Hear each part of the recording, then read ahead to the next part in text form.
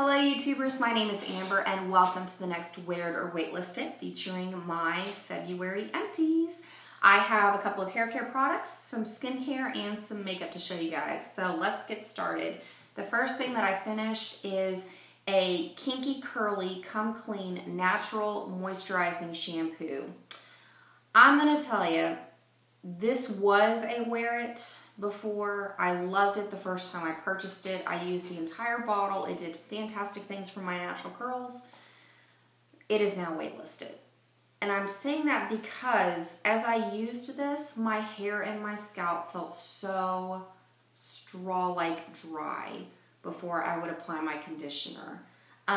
If you are following the Curly Girl method and you want a natural shampoo that is free of detergents, free of any of the cone ingredients like dimethicone, trimethicone, any of that stuff, this worked really well for me the first time. I don't know what went different this time, but I just wasn't feeling it. It has a nice, light, fresh scent. It will take all of the residue out of your hair, but it was just so drying. Maybe it's just because it's the winter time, I don't know, but I did not care for this time. So definitely going to waitlist it, maybe try it later, but just wasn't feeling it. So the next hair items that I used, I absolutely loved. I would repurchase them over and over and over again. In fact, I have. And I finished 2 bottles of the Suave Naturals Juicy Apple Green Conditioner. It smells like apple Jolly Ranchers, and for 99 cents, this is an amazing, amazing conditioner for curly hair. It is water soluble. The first ingredient is water and the next one is cetyl alcohol. It has the same ingredients as a lot of high-end conditioners, like if you buy Carol's Daughter or if you buy the Diva Curl products, things like that. This has comparable ingredients, and again, for 99 cents, I mean, considering the fact that for every bottle of whatever cleanser we typically use, we go through 2 or 3 bottles of conditioner, this is amazing. Absolutely amazing. And it smells incredible.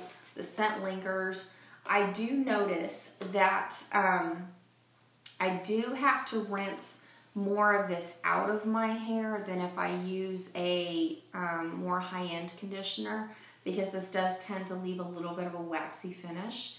And it's not, I mean, there's no silicones in it, but it just kind of, I found that the trick to this is to apply my generous amount of conditioner, and I mean, I apply like a full palm full when I do it, and I squeeze a lot of it out as I work it into my hair.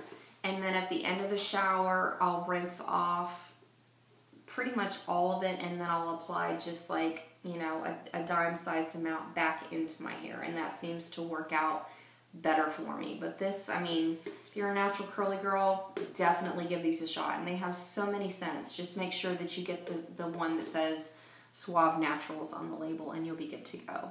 So there's that.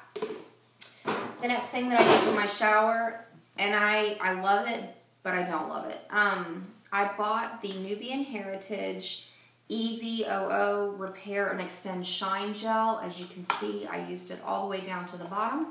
I bought this on clearance at Walgreens. It is a great, great, great, great hair gel, but the applicator is horrible. I had to literally squeeze this thing to the point of cracking the label every single time I squeezed gel out of this. I mean, it was horrible.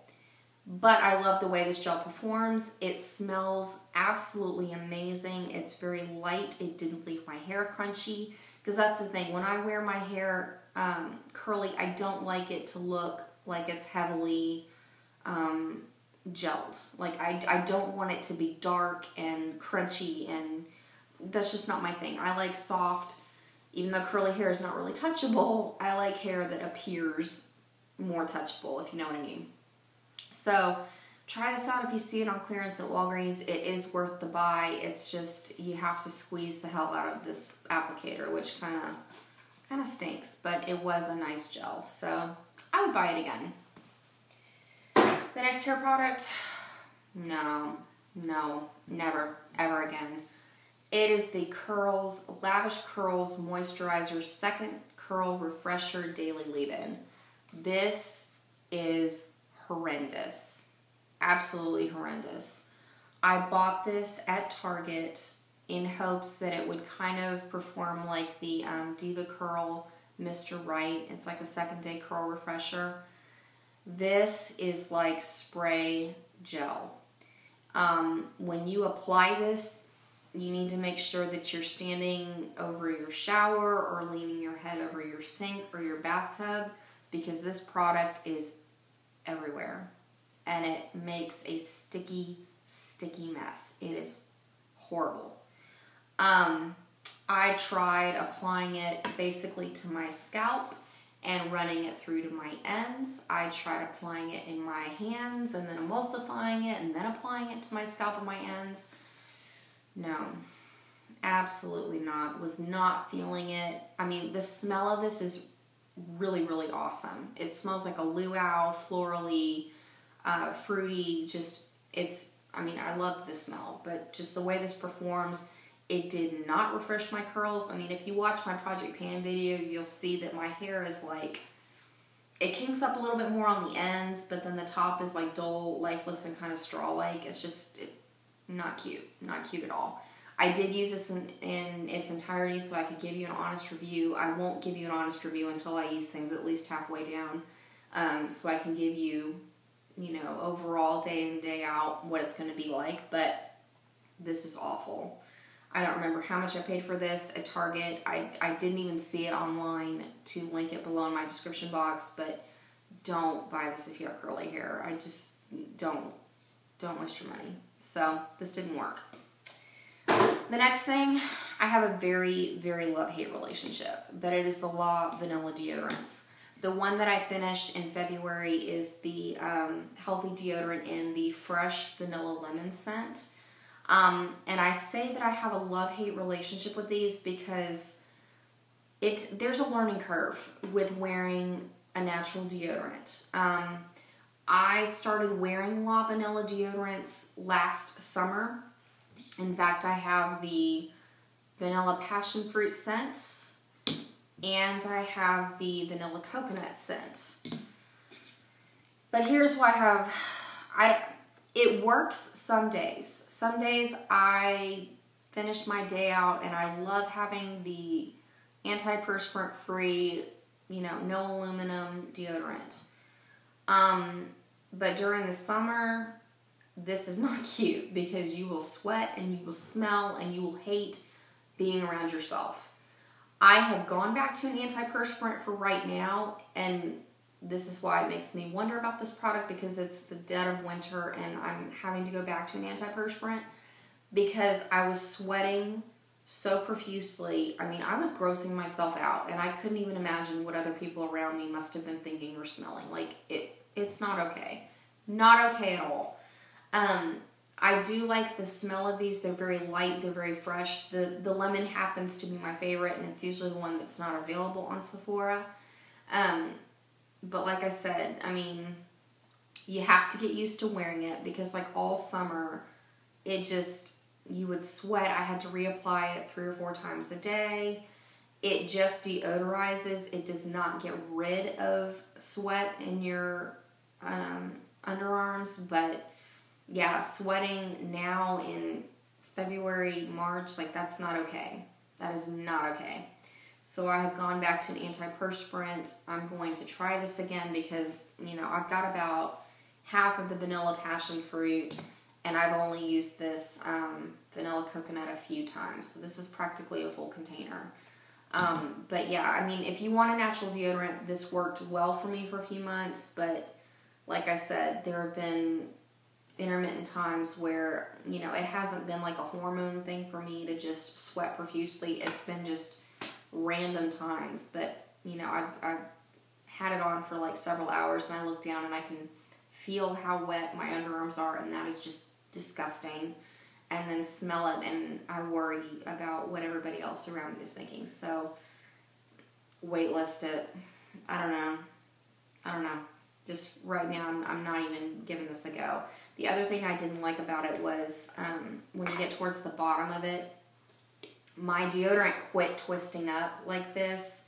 And I have tried hitting it and doing everything to make the applicator work, because I know like La Vanilla says that sometimes the product will shift in shipping and you have to kind of maneuver this around a little bit so it'll work. But I mean, there's still product in here and the applicator just flat out won't twist it up.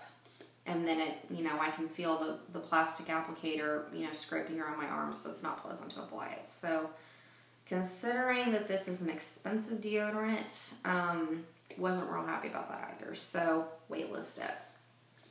Then on to the fun stuff, the makeup. The first thing that I have finished for the month of February is I finished another container of the CoverGirl Clean Whipped Cream foundation in the color 320 or Creamy Natural. I take about a month to use one of these. This has been my third or fourth purchase of this. I am done with it for a while. I am using other things. I will keep you posted in my Project Pan update. But this is a good full coverage foundation if you're looking for a drugstore option. Loved, loved, loved this. And it's like a thick, I'm not a fan of the Revlon whipped foundation, but this was nice. It's a lighter consistency. It went on very smoothly, and if you haven't watched my previous videos, when I apply it, I take my middle fingers and then I rub it between my two sets of fingers and apply it to my face. I don't use beauty blenders, brushes, or sponges with this. I just use my fingers and it works absolutely beautifully every single time. I'm just ready to try something else. So there's that. Then as far as concealer, I finished another CoverGirl and Olay Concealer Balm Stick in the color Fair Light. Love this to the point that I scraped it out. This is amazing. If you want a drugstore concealer, highly, highly, highly recommend this. Definite wear. And the next thing that I finished as far as face products, I finished, for the rare time that I get samples, I did pick up a Becca Ever Matte Poreless Priming Perfector sample. I don't know how I felt about this. It was only a one-time use, but it looked nice when it came out of the package. Kind of a nice non-silicone-y feeling primer. I liked it for the day I wore it. I mean, like I said, this is why I kind of stay away from samples. You don't get enough product to really see unless you get a deluxe sample size of that. So I guess wear it. Then the next thing I finished as far as another primer, love, this is a wear, definite wear, is the Korres Quercetin and Oak Anti-Aging Wrinkle Smoothing Face Primer, or Anti-Aging Face Smoothing Primer. Amazing stuff. Get your hands on this today. It is absolutely incredible. It doesn't have silicone in it. It's very lotiony feeling. Smells like fresh oranges. This, just an amazing, amazing primer. Hands down, I would purchase this again, but I'm trying out other things before I go back to this. So, absolutely love this. Here's what the package looks like. And again, just incredible. I've been very, very pleased with everything that I have purchased from Korres. So, I will buy this again down the line. Then, as far as, all right, we'll just do these. Okay, I talked about this in my Project Pan, but I have finished my Bare Minerals Ready Bronzer in the High Dive. Can't believe it. Finally through the sucker. 18 months. Yeah, watch my Project Pan video. I'm glad to be done with this. This is a wear it. I really did like this bronzer. It's a nice matte. It didn't have any orange to it. It did a beautiful job contouring. It just took forever and a day to use this. So I will repurchase it, but not anytime soon. So wear it. If you are looking for a good bronzer, I do highly recommend this, even though it takes so long to finish it up, but definite wear. Then, as my finishing powder, I finished the Bare Minerals Mineral Veil in the Perfect Light Mineral Veil. This is a cheaper version of the NARS Light Reflecting Powder, because this is only like $18, and Bare Minerals came out with it before NARS, I believe, because this is like my second or third container of this. Yeah, it's the cheaper version of the NARS translucent crystal powder. They have a very similar consistency, kind of a light. This is more pink toned, whereas the NARS is just straight white. I did like this, but after 2 or 3 containers of this, yeah, I was ready to purchase something else, so I chose the NARS. But this is great. And I don't, maybe they've renamed it on Sephora, because when I purchased this, I bought it via kits on QVC so that I could try this, because I cannot stand the original mineral veil and the hydrating mineral veil from Bare Minerals, but I do enjoy using this. So when I looked at Sephora, that was one of the reasons I bought the NARS powder, is because I think they've renamed it to something different. Maybe Illuminating Light Powder? I don't remember, but I do like this, and I would repurchase it once I'm done with the NARS. I just needed a break for a while. And then I finished a couple of eye products. The first one is the Bare Minerals Big and Bright Eyeliner in the color Indigo. It's just a bluish purple. I was using it under Creep. There's nothing much to say about it. There wasn't a lot in here. It was a pretty color, but again, like, I went over it in the black because this eyeliner is old enough that it just didn't have a lot of payoff anymore, so I just wanted to finish it up and get it out of my collection. And then I finished the Urban Decay Book of Shadows Foreshadow in the color Skimp. So here is the empty pan of that. I was using it to substitute for Virgin in my Urban Decay Naked palette, if you're interested in following my Project Pan updates and the Pan That Palette Challenge. So there's that. And then I finished my very first Maybelline color tattoo, and this is in the color Bold Gold. Here's what an empty acrylic cream eyeshadow pan looks like. I was very, very excited to finish this. So now I'm working on my next 2. Like, I'm finishing Too Cool, and that little thing is just holding on. And then I pulled out Icy Mint from my other color tattoo as a shadow base. So I loved this. I will repurchase it. Definite wear. And what's funny is I wouldn't have given this the time of day had it not been for Project Pan. And now that I've used it in its entirety, like, I really love this color. I will purchase it because, I mean, it was one of those things that gold eyeshadow had to grow on me. But because of Project Pan, I actually enjoy wearing gold eyeshadow now. So Project Pan is very cool in more ways than one. Like, you think you're putting on makeup at first that you're not really fond of, and then in the end, I guess it's because you get used to it and you get comfortable with it, you really start enjoying this particular product. So, love. And then I finished a Maybelline Great Lash in So Very Berry. It's one of the limited edition. This is the maroon shade. Not as much of a fan of this as I am of the blue and the teal. But if you want, like, if you're wearing gold eyeshadow, or if you're wearing brown, if you're wearing, you could even pair this if you're wearing purple.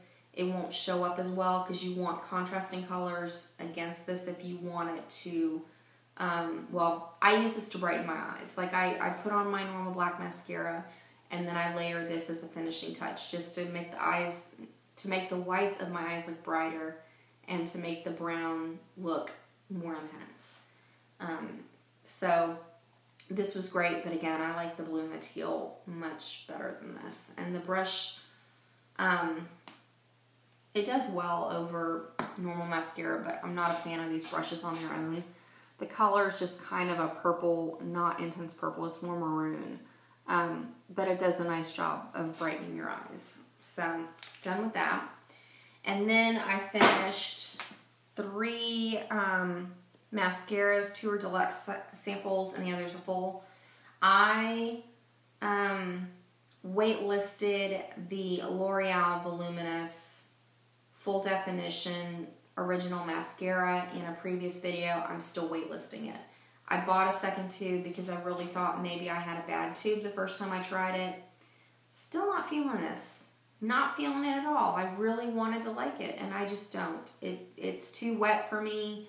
And like I said, like, I would have a great effect for like 2 weeks, but for the rest of the months that I was using it, no. Absolutely not. I will not be buying this mascara again. I did pick up the color Blackest Black, but it travels. It's gloopy. I don't understand why there's a cult following with this. So, no. And then 2 deluxe samples of mascaras. Okay, the first one that I absolutely will buy the full size of is the Too Faced Better Than Sex mascara. It looks like so. The wand is nice and thick. It made my lashes very voluminous. As you can see, it kind of tapers in the middle, like it's really wide, and then it gets thinner, and then it gets really wide again. I like this mascara. It is a little bit dry, but I don't mind that so much. Not a huge fan of this on my lower lash line, but on my upper lashes, it's phenomenal. So I brought in the Buxom, I guess it's just their normal mascara.